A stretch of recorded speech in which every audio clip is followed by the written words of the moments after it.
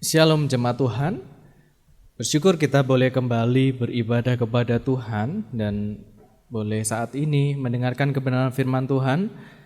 Mari kita sebelumnya berdoa kepada Tuhan untuk menyambut kebenaran firman Tuhan ini.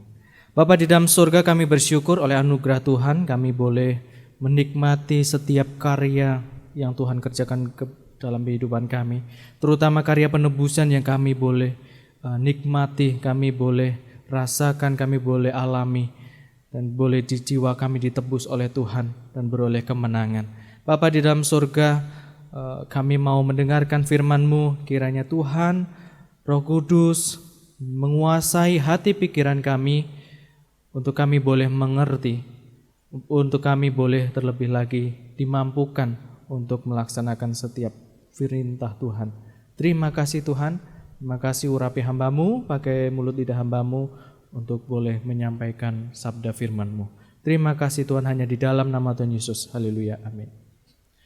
Kembali kita melanjutkan pelajaran di dalam kitab Wahyu, dan pada minggu hari ini kita akan membahas di dalam Wahyu yang ke-13 bagian pertama, yaitu ayat pertama sampai yang ke-10. Ini menggambarkan tentang munculnya binatang dari dalam laut. Kita akan bersama-sama membaca ayatnya di dalam ayat 1 sampai yang ke-10. Ayat yang pertama, lalu aku melihat seekor binatang keluar dari dalam laut, bertanduk 10 dan berkepala 7. Di atas tanduk-tanduknya terdapat 10 mahkota, dan pada kepalanya tertulis nama-nama hujat. Binatang yang kulihat itu serupa dengan macan tutul, dan kakinya seperti kaki beruang, dan mulutnya seperti mulut singa. Dan naga itu memberikan kepadanya kekuatannya, dan tahtanya, dan kekuasaannya yang besar. Maka tampaklah kepadaku satu dari kepala-kepalanya seperti kena luka yang membahayakan hidupnya, tetapi luka yang membahayakan hidupnya itu sembuh. Seluruh dunia heran lalu mengikut binatang itu. Dan mereka menyembah naga itu karena ia memberikan kekuasaan kepada binatang itu. Dan mereka menyembah binatang itu sambil berkata, siapakah yang sama seperti binatang ini? Dan siapakah yang dapat berperang melawan dia? Ayat yang kelima, dan kepada binatang itu diberikan mulut yang penuh kesombongan dan hujat. Kepadanya diberikan juga kuasa untuk melakukannya 42 bulan lamanya. Lalu ia membuka mulutnya untuk menghujat Allah, menghujat namanya dan kemah kediamannya dan semua mereka yang diam di sorga. Dan ia diperkenankan untuk berperang melawan orang-orang kudus dan untuk mengalahkan mereka. Dan kepadanya diberikan kuasa atas setiap suku dan umat dan bahasa dan bangsa. Dan semua orang yang diam di atas bumi akan menyembahnya, yaitu setiap orang yang namanya tidak tertulis sejak dunia dijadikan di dalam kitab kehidupan dari anak domba yang telah disembelih. Barang siapa bertelinga, hendaklah ia mendengar. Barang siapa ditentukan untuk ditawan, ia akan ditawan. Barang siapa ditentukan untuk dibunuh dengan pedang, ia harus dibunuh dengan pedang. Yang penting di sini ialah ketabahan dan iman orang-orang kudus. Bapak Ibu sekalian, pasal 13 ini melanjutkan apa yang naga, atau ini gambaran naga ini menunjuk kepada iblis, akan lakukan dan rencanakan untuk memerangi umat Allah setelah ia dilemparkan ke bumi. Itu dikisahkan di pasal 12 sebelum pasal 13 yang kita bahas ini. Kalau di pasal 12, naga itu memerangi umat Allah secara langsung. Di akhir pasal 12, naga itu memerangi umat Allah.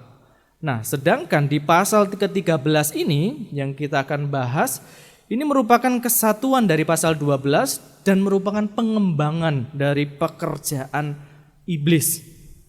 Dengan cara ia memunculkan kaki tangannya yang akan memerangi umat Allah. Nah, ini bukan lagi iblis secara langsung, tetapi menggunakan binatang. Binatang kaki tangan si naga atau iblis itu ya. Jadi binatang-binatang ini, ada 2 binatang di pasal 13 yang digambarkan, itu menuju kepada pasukan atau kaki tangan iblis, yaitu antikristus. Nah, Kaki tangannya pada pasal 13 ini ada dua binatang. Yang pertama keluar dari dalam laut yang kita akan bahas pada kesempatan pagi hari ini.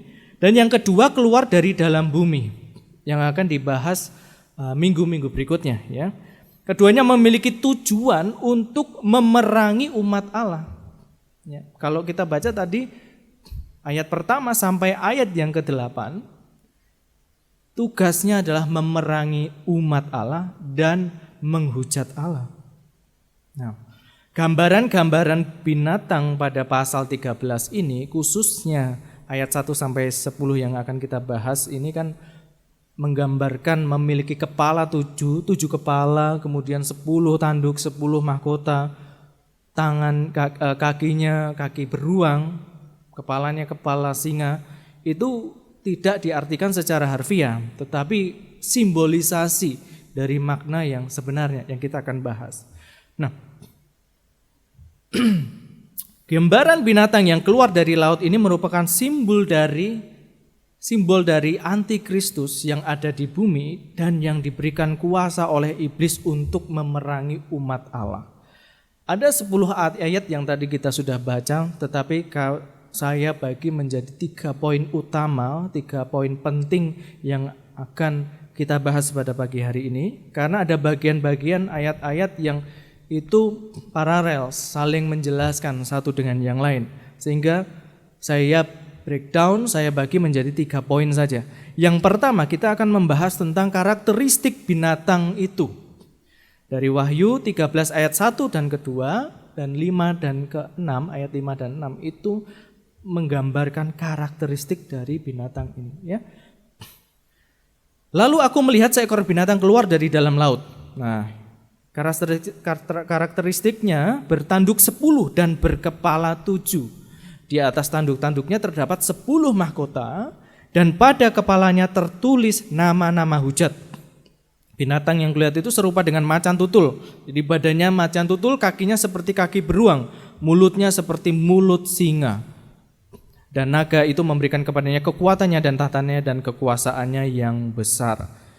Yohanes menggambarkan binatang ini sebagai gabungan dari 4 binatang yang keluar dari dalam laut dalam kitab Daniel. Ternyata gambaran ini ada juga di dalam referensi perjanjian lama di dalam kitab Daniel. Daniel 7 ayat 3 sampai 7. Itu ada penglihatan tentang binatang buas yang keluar dari laut. Mereka adalah simbol dari kerajaan atau kekaisaran besar yang memiliki kekuasaan luas dan dari sebuah kerajaan yang sedang menguasai dunia pada masa kitab Daniel ditulis. Nah, gambaran 4 binatang buas dalam kitab Daniel 7 ayat 7, 3 dan sampai 7 itu yang pertamanya menyerupai singa yang bersayap Raja Wali. Itu melambangkan Babel, ya. Kalau tadi di Wahyu 13 kepalanya adalah kepala singa. Nah, kemudian yang kedua, gambaran binatang yang kedua dari kitab Daniel menyerupai beruang, melambangkan media. Ini kalau di Wahyu 13 tadi ada di bagian kakinya, kaki beruang. Yang ketiga, menyerupai macan tutul bersayap 4 dan berkepala 4, melambangkan kerajaan Persia. Kemudian binatang yang keempat di kitab Daniel pasal 7 ini berbeda dari ketiga binatang sebelumnya dan memiliki 10 tanduk. Ya, 10 tanduk. Binatang yang berbeda dari ketiga binatang buas di kitab Daniel. Yang keempat ini memiliki tanduk melambangkan kekaisaran Alexander Agung. Nah, penulis kitab Daniel melihat penguasa-penguasa dunia saat itu sangat kejam dan tidak manusiawi, sehingga digambarkan seperti binatang.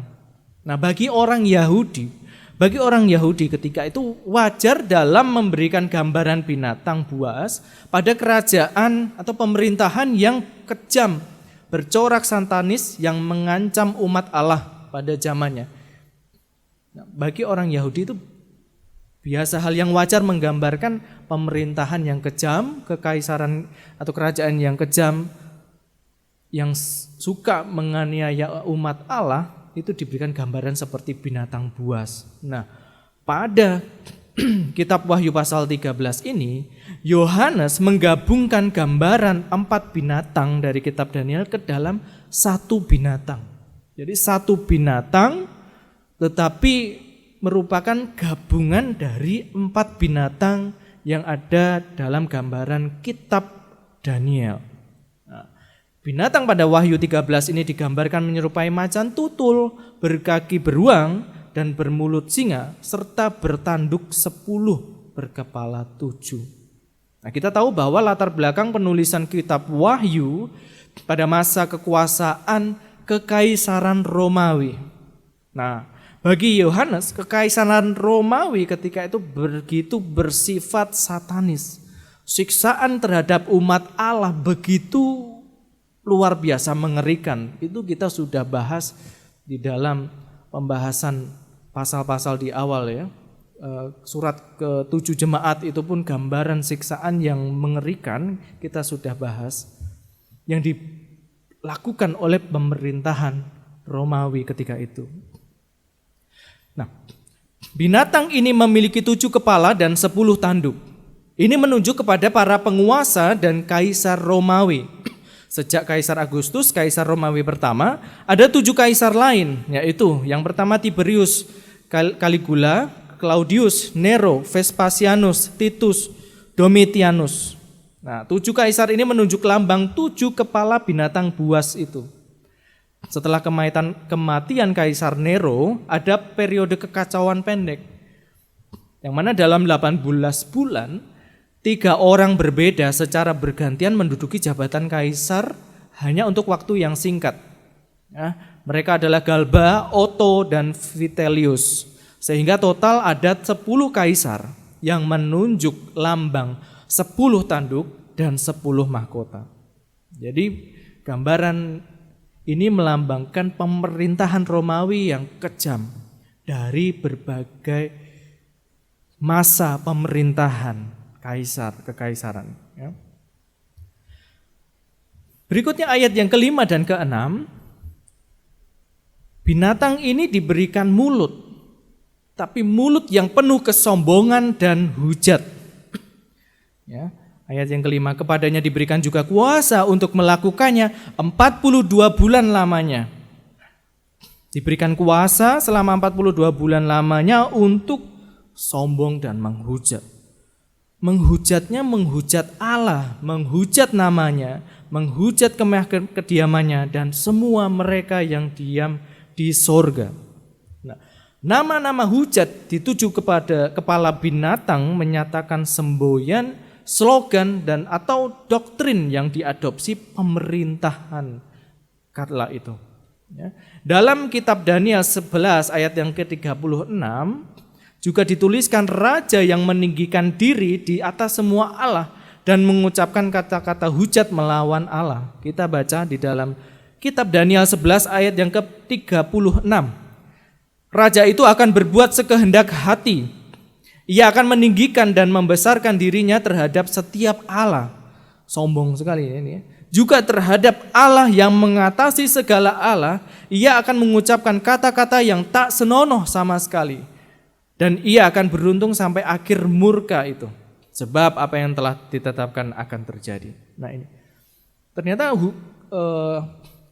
kepala yang ada tulisan, yang ada kata-kata hujat di Wahyu pasal 13 itu referensinya dari kitab Daniel juga. Pasal 11 ayat 36. Ada raja yang menghujat, mengucapkan kata-kata tak senonoh kepada Allah, ya, yang berlaku sombong. Pada masa Yohanes, kaisar dihormati sebagai Dominus et Deus, artinya Tuhan dan Allah.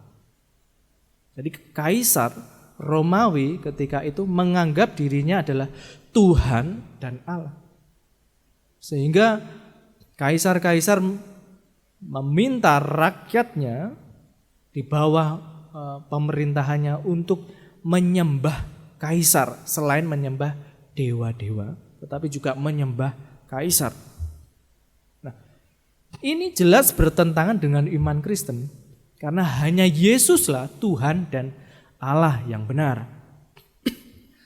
Oleh sebab itu banyak orang Kristen yang mengalami penganiayaan karena tidak mau menyembah kaisar sebagai Tuhan dan Allah.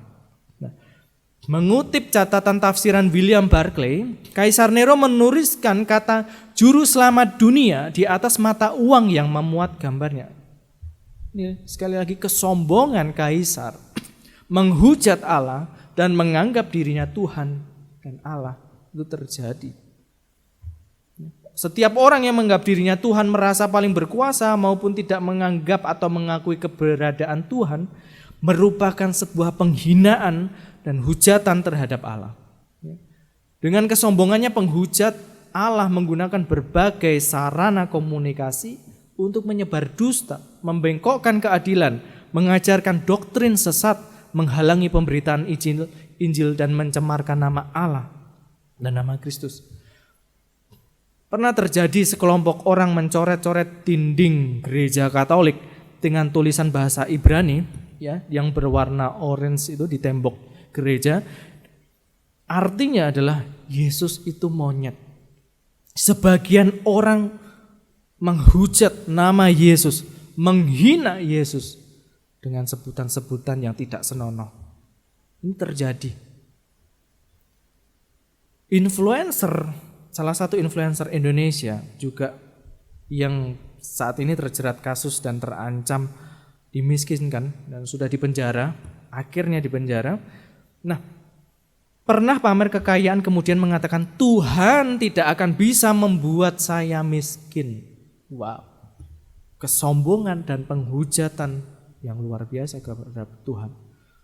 Semua bentuk kesombongan dan penghujatan terhadap Allah itu ada masanya. Allah mengizinkan penghujatan itu terjadi dengan batasan waktu. Jadi memang Tuhan izinkan semua penghujat Allah, kesombongan orang-orang yang tidak mengenal Allah itu berlangsung terjadi di dunia ini. Bukan Tuhan berdiam diri, masa bodoh, tidak tahu, tidak, kemudian menutup mata, tidak, menutup telinga, tidak. Tuhan tahu. Tuhan memberikan batasan waktu. Dikatakan di ayat tadi yang kita sudah baca, Wahyu pasal 13 ini, dikatakan 42 bulan.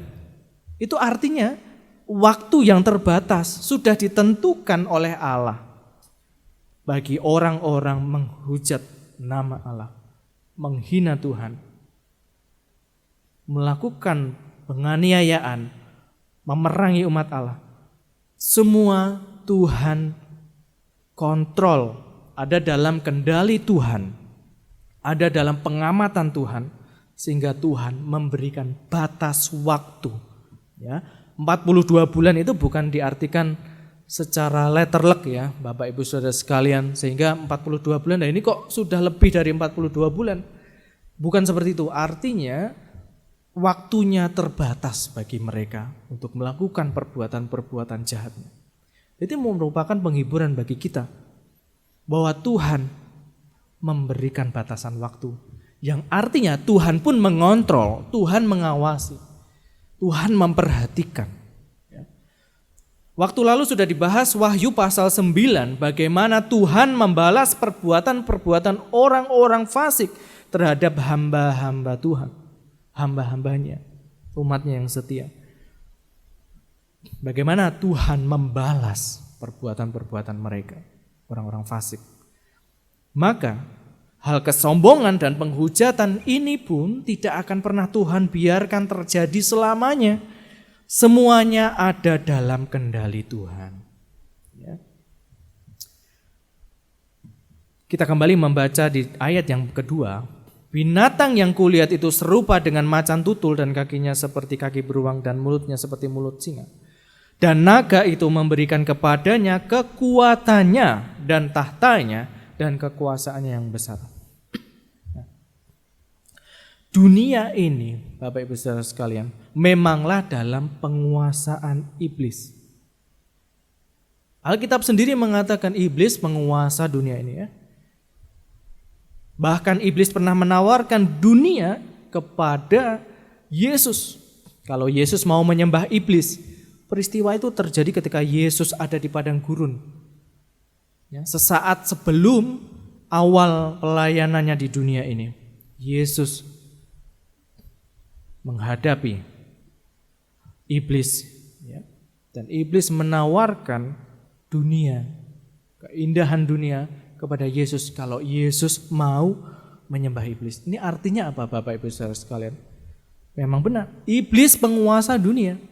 Ya, dikatakan dan naga itu memberikan kepadanya, kepada binatang itu, kekuatannya dan tahtanya dan kekuasaannya yang besar. Seluruh dunia ini ada di dalam penguasaan iblis.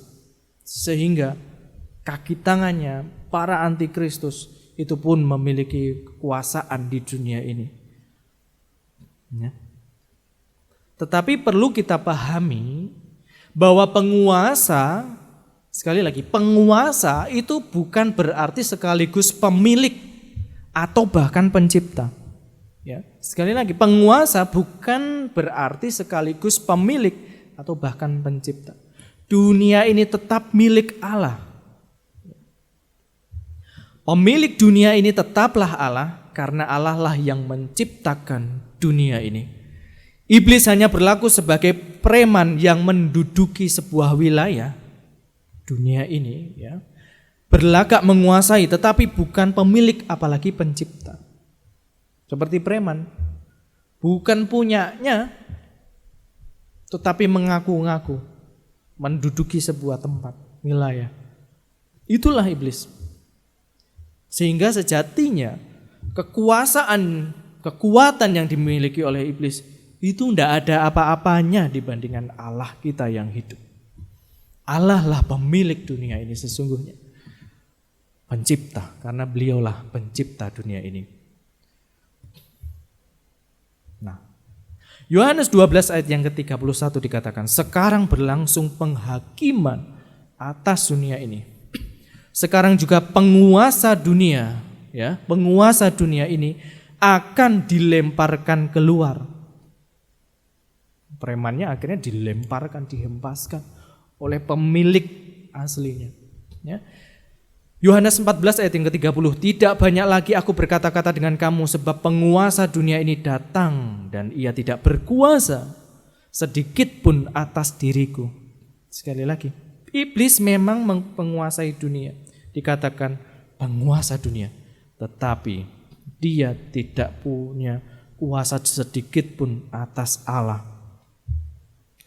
Dan akhirnya ia pun akan dilemparkan keluar, dilemparkan ke api neraka. Ya. Itu karakteristik binatang yang keluar dari laut, mengerikan, menghujat Allah, memerangi umat Allah, tetapi semua ada batas waktunya. Allah tetap memegang kendali atas sejarah manusia. Terutama Tuhan memperhatikan umatnya yang setia. Meskipun di dalam kondisi yang paling buruk. Tetapi Tuhan tetap pemilik dunia ini, pemilik umatnya. Yang tidak akan pernah tinggal diam melihat umatnya diperangi. Ya.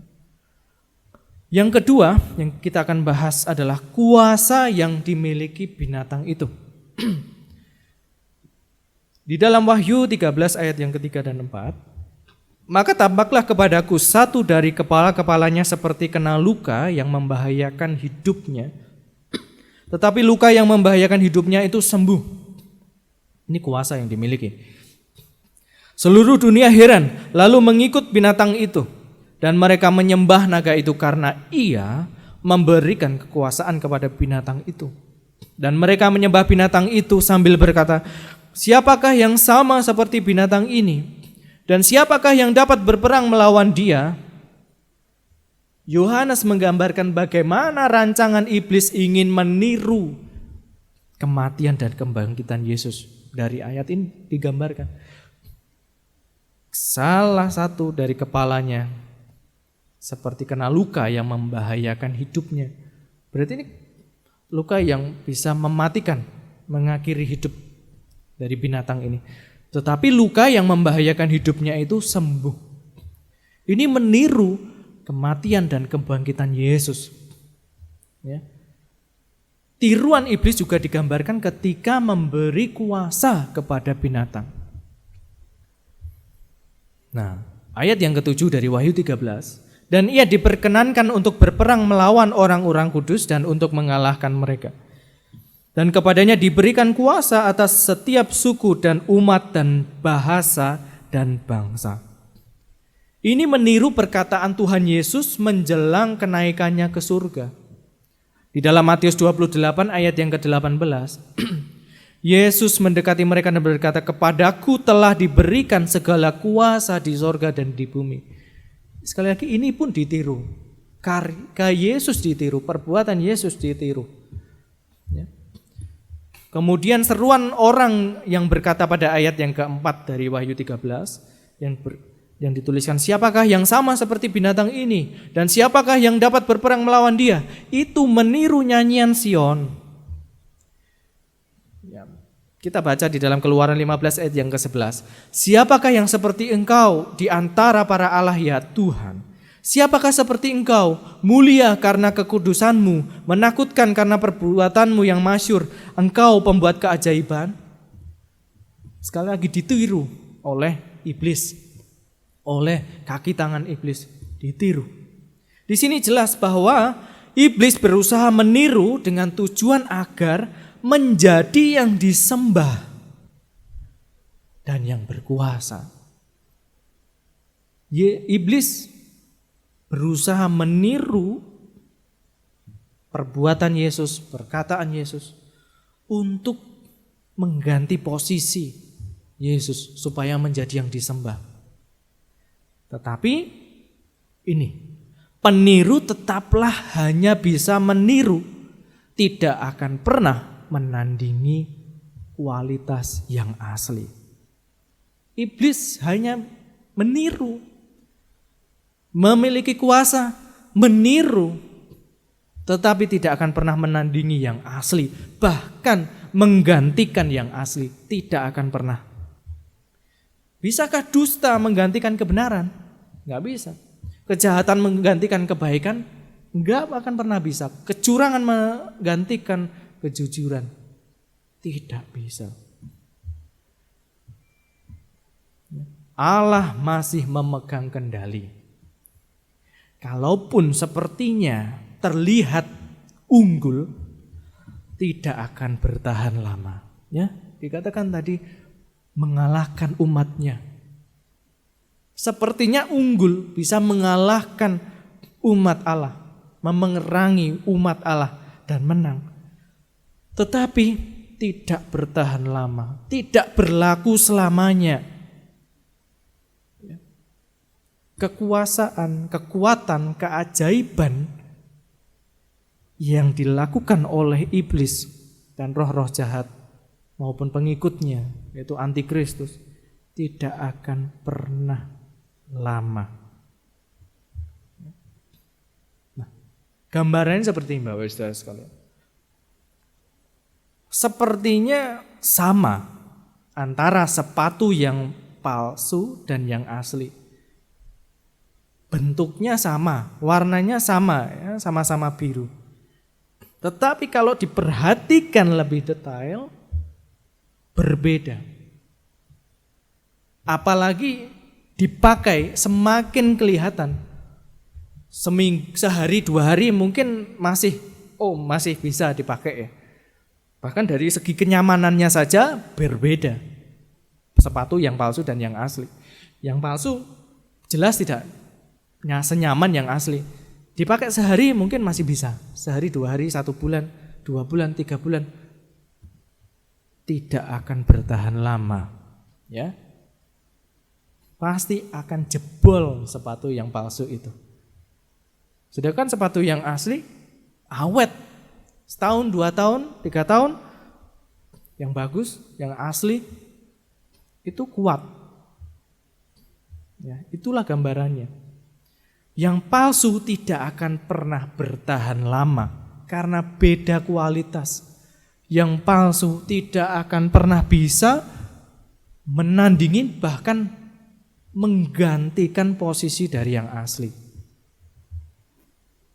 Banyak orang yang tidak beriman kepada Yesus justru takjub mengikuti binatang ataupun naga, iblis, kuasa-kuasa kegelapan, dan menyembah iblis yang memberikan kuasa dan sebagai peniru Allah, peniru perbuatan Allah. Banyak orang tidak beriman, tetapi itu merupakan hal yang bodoh karena tidak akan bertahan lama. Sejatinya kuasa-kuasa kegelapan itu hanyalah tipu muslihat, tidak akan pernah bisa bertahan lama, ya. Apalagi menyelamatkan orang, tidak akan bisa, ya. Wahyu 13 ayat yang ke-8, dan semua orang yang diam di atas bumi akan menyembahnya karena takjub dengan mujizat yang dilakukan, karena luka yang mematikan sembuh, ya. Sehingga semua orang yang diam di atas bumi akan menyembahnya, yaitu setiap orang yang namanya tidak tertulis sejak dunia dijadikan di dalam kitab kehidupan dari anak domba yang telah disembelih. Orang-orang tidak beriman kepada Tuhan Yesus, takjub, akan terus mengikuti kuasa-kuasa kegelapan. Tetapi di sini yang saya mau tekankan adalah iblis pun, ya, peniru itu, iblis sang peniru bisa melakukan mujizat. Sekali lagi, meniru Yesus yang dapat melakukan mujizat seperti yang dilakukan ahli-ahli sihir Firaun, ya, yang mengubah tongkat menjadi ular, ingin menandingi tongkat Harun yang menjadi ular juga. Tetapi ular dari tongkat sihir penyihir Raja Fir'aun dimakan oleh ular tongkat Harun. Ya, itu Bapak Ibu sekalian bisa membaca di dalam Keluaran 7 ayat yang ke-10 sampai ke-12. Artinya apa Bapak Ibu sekalian? Sekali lagi, peniru tidak akan bisa menandingi yang asli. Kuasa jahat tidak akan bisa mengalahkan kuasa Allah. Sepertinya bisa melakukan mujizat, penyembuhan, memberikan kekayaan, tetapi semua itu sia-sia, sementara, lenyap begitu saja. John Calvin pernah mengatakan, "We must remember that Satan has his miracles too." Artinya kita harus ingat bahwa setan juga memiliki mujizat, tetapi palsu. Ya. Bisa juga, tetapi jangan sampai kita takjub dengan hal-hal yang demikian. Hati-hati, iblis pun bisa melakukan mujizat. Hati-hati, sekali lagi hati-hati. Ya, ini tantangan yang dihadapi gereja Tuhan saat ini. Banyak orang Kristen mungkin lari kepada kuasa-kuasa kegelapan karena menganggap kuasa kegelapan bisa melakukan penyembuhan. Ya. Itu kita sudah bahas pada bulan-bulan yang lalu ya. Bagaimana bisa melakukan penyembuhan, tetapi ada dampak, harga yang harus dibayar, tumbal. Tetapi Tuhan tidak demikian. Ya. Ya, yang ketiga, bagian yang terakhir, penghiburan dan nasihat bagi umat Allah. Apa yang harus kita lakukan? Tantangan gereja saat ini ya, penghujat-penghujat Allah, penganiaya jemaat. Apa bagian kita? Apa yang harus kita lakukan? Sikap apa yang harus kita perbuat? Barang siapa bertelinga hendaklah ia mendengar. Perkataan ini sering kali muncul dalam kitab Wahyu dan menjadi jembatan antara apa yang disampaikan sebelumnya kepada apa yang disampaikan sesudahnya. Pesan ayat-ayat sebelumnya jelas bahwa segala sesuatu ada masanya. Kita perlu perhatikan. Ya, penekanan barang siapa bertelinga hendaklah ia mendengar. Artinya sungguh-sungguh harusnya kita perhatikan bahwa segala sesuatu ada masanya. Peristiwa buruk yang Tuhan izinkan terjadi dan menimpa kita, itu ada batas waktunya, ada masanya.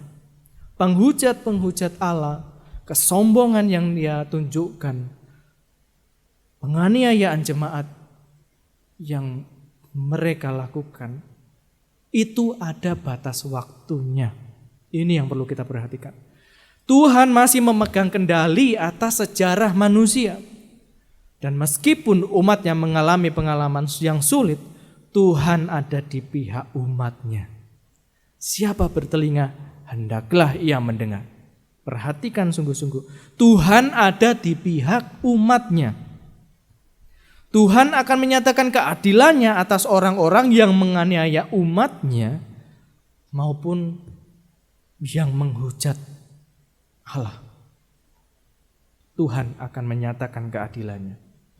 Kita sudah bahas di Wahyu 9 bagaimana Allah menyatakan keadilannya bagi orang-orang fasik. Membalas perbuatan fasik mereka. Ini membuktikan bahwa Allah ada di pihak kita.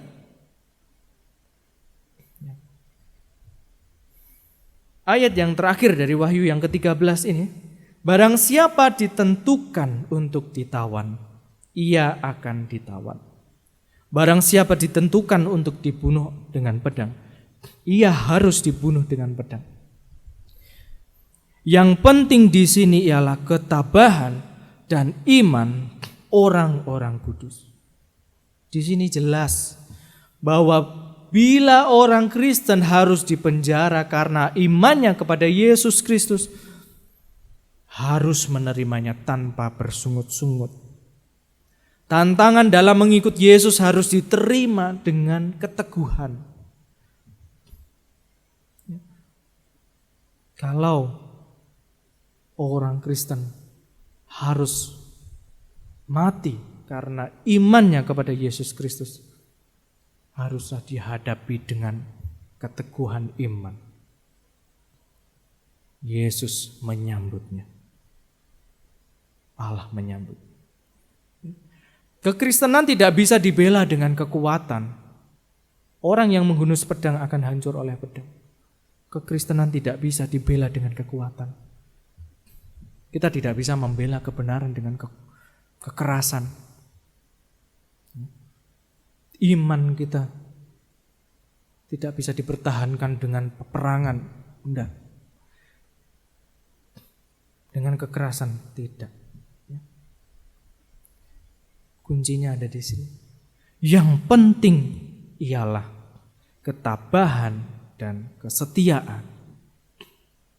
Bapak Ibu Saudara sekalian, ada hal yang begitu menguatkan kita.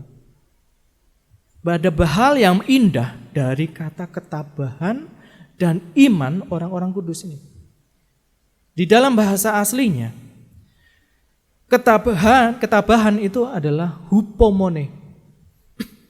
Yang tidak hanya berarti bertahan secara pasif, tetapi juga menerima yang terburuk dalam hidup ini secara aktif dan berani. Luar biasa. Bukan hanya bertahan diri secara pasif, tidak melakukan apa-apa, berdiam diri, tidak. Tetapi menerima yang terburuk dalam hidup ini secara aktif dan berani untuk kemudian mengubahnya menjadi kemenangan. Luar biasa sekali. Ketabahan umat Tuhan seperti ini. Bukan hanya berdiam diri secara pasif bertahan, seperti kalau orang tinju hanya seperti ini, melakukan kuda-kuda bertahan. Enggak, bukan diam aja begitu dipukuli, enggak. Tetapi secara aktif dan berani untuk kemudian mengubahnya menjadi kemenangan. Tetapi bukan dengan peperangan, Bapak Ibu. Bukan dengan kekuatan fisik. Ya. Yesus menghadapi salib dengan aktif dan berani, bukan secara pasif. Bahkan di atas kayu salib Yesus memohon pengampunan bagi yang menyalibkannya. Inilah ketabahan, inilah hupomone yang sesungguhnya. Inilah makna lebih dari pemenang. Bukan hanya bertahan sampai akhir, tetapi menerima yang terburuk dalam hidup ini secara aktif dan berani, kemudian mengubahnya menjadi kemenangan. Iman, dari kata tadi, iman orang-orang kudus, itu bahasa aslinya adalah pistis, yang berarti keteguhan yang tak pernah goyah dalam pengabdian diri kepada Tuhan. Dalam bahasa Inggris dikatakan fidelity atau kualitas kesetiaan. Kualitas kesetiaan umat Tuhan harus seperti ini, pistis ini, yang tak pernah goyah. Yang tak pernah goyah. Kapal itu selalu memiliki jangkar. Nah, kalau kapal tidak menurunkan jangkar sampai ke dasar, maka kapal itu akan goyang, bahkan akan hanyut gitu ya. Tetapi seperti jangkar, kapal itu tidak akan lari kemana-mana, tetap teguh. Ya. Pistis, keteguhan yang tak pernah goyah dalam pengabdian diri kepada Tuhan. Kita mengingat rasul-rasul, murid-murid Yesus memiliki kualitas kesetiaan yang luar biasa kepada Yesus. Mereka ada yang harus dibuang di sebuah pulau, dimasukkan ke penggorengan yang besar dengan minyak yang panas. Ada yang disalib dengan posisi yang terbalik. Ada yang harus dirajam batu sampai mati. Dan orang-orang Kristen zaman kitab Wahyu ditulis ini menderita penganiayaan sampai mati. Tetapi mereka tetap setia kepada Tuhan Yesus. Ini menunjukkan kualitas kesetiaan yang luar biasa. Dua hal ini yang terpenting bagi kita dalam menghadapi peperangan rohani yang dilakukan oleh kuasa-kuasa kegelapan, pemerintah-pemerintahan yang jahat. Ini ketabahan, hupomone, dan juga kesetiaan pistis. Ya. Saya mau mengakhiri khotbah ini dengan satu kesaksian salah satu pendeta GKRI yang ada di Bali. Beliau bernama Pendeta Wayan Wijana Suyasa. Beliau kebetulan bersama-sama dengan saya dan ada di sebelah saya ketika mengikuti pembekalan evangelis dan pendeta di Sentul beberapa waktu yang lalu. Saya sangat terberkati dengan kesaksian beliau. Beliau bukan orang Kristen awalnya. Sejak lahir bukan orang Kristen. Bukan dari keluarga Kristen. Beliau adalah karena orang Bali mengikuti mayoritas agama, wilayah setempat dengan fanatik. Dia mengakui dulu saya anti Kristus. Nah, beliau kalau di foto sangat sederhana dan saya ketemu dengan beliau sangat-sangat sederhana sekali. Dulunya itu memiliki karir yang bagus. Ya. Kami ngobrol berdua, katanya dulu juga sempat menjadi perwira di pemerintahan. Ya, menurut kesaksian beliau, bukan orang Kristen, tetapi kemudian mengalami pengalaman yang buruk, karir hancur. Keluarga hancur, ditinggalkan oleh istri dan anak-anaknya. Kemudian akhirnya beliau pernah waktu itu mencoba lewat cara alternatif, lewat kuasa-kuasa kegelapan, lewat dukun-dukun. Tetapi semua itu tidak ada yang bisa menolongnya. Sampai pada akhirnya beliau membaca berbagai macam kitab dan sampailah ia membaca Alkitab. Beliau tidak diinjili oleh orang Kristen manapun. Walaupun dulu di kantornya ada orang Kristen, beberapa orang Kristen, tapi tidak pernah diinjili oleh orang Kristen. Beliau diinjilinya oleh Roh Kudus sendiri karena membaca Alkitab kemudian menjadi percaya. Nah, singkat cerita, oleh imannya kepada Yesus, dia diputuskan hubungan oleh keluarga besarnya. Dan juga tidak memiliki hak atas warisan. Harta benda yang dia miliki pun lenyap seketika. Dia tidak memiliki hak atas harta benda yang dia miliki. Sulit awalnya memang. Beliau akui sulit, gak gampang. Tetapi pengalamannya bersama Tuhan, Roh Kudus membimbingnya. Dia memahami itu semua tidak dia butuhkan.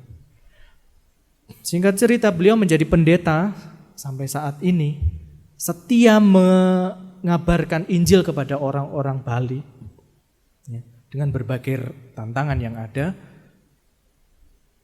Dan juga saat ini melayani seorang yang lumpuh ya, sampai harus memandikan orang tua ini.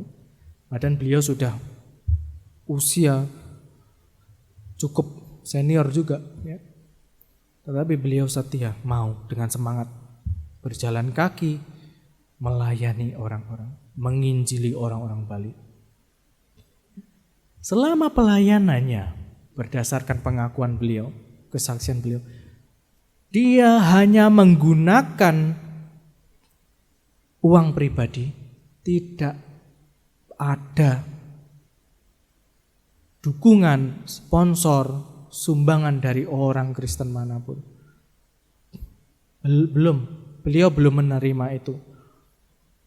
Dukungan dari siapapun, tetapi beliau dengan setia, dengan keteguhan hatinya melayani, mengabarkan Injil, melayani orang-orang dengan merogoh koceknya sendiri, keluarkan dari kantongnya sendiri, pribadinya, semua pribadinya dia sendiri.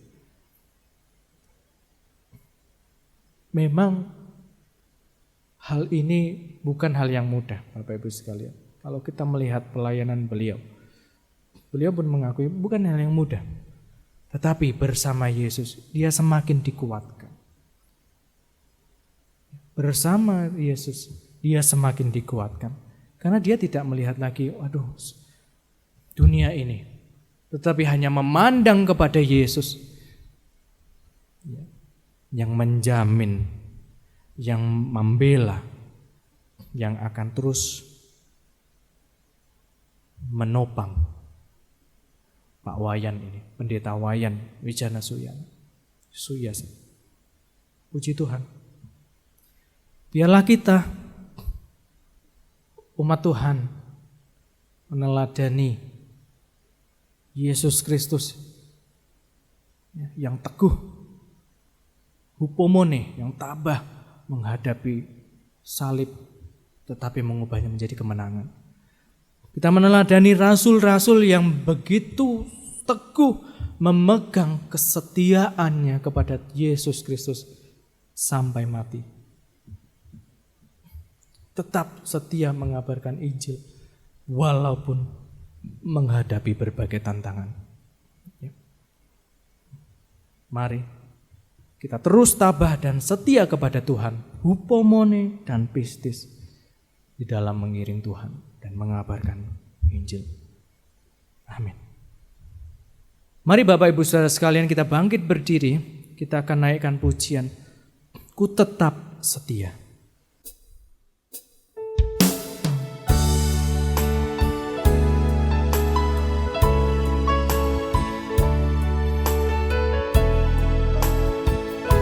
Mari kita pujikan dengan segenap hati kita, keteguhan hati kita. Katakan, seperti wanita mengurapi, menangis di bawah kakimu. Demikian hidupku mau mengasihimu. Yesus, Engkau baik bagiku. Sampai akhir ku menutup mata, ku tetap setia menanti janjimu. Sampai ku dapatkan mahkota kehidupanku, ku tetap setia untuk melayanimu. Kita pujikan dari awal bersama-sama. Seperti wanita mengurapimu, menangis di bawah kakimu. Demikian hidupku mau mengasihimu. Yesus, Engkau baik bagiku. Angkat tanganmu, katakan, sampai akhir ku menutup mata, ku tetap setia menanti janjimu. Sampai ku dapatkan mahkota kehidupanku, ku tetap setia untuk melayanimu. Sampai akhir ku menutup mata, ku tetap setia menanti janjimu. Sampai ku dapatkan mahkota kehidupanku, ku tetap setia untuk melayanimu. Sekali lagi katakan, sampai akhir ku menutup mata, ku tetap setia menanti janjimu. Sampai ku dapatkan mahkota kehidupanku, ku tetap setia untuk melayanimu.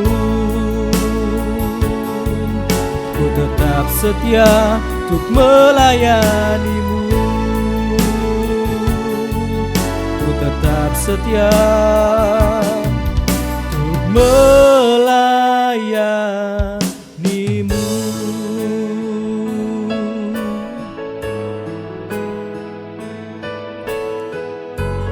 Biarlah firman-Mu boleh menguatkan kami, Tuhan.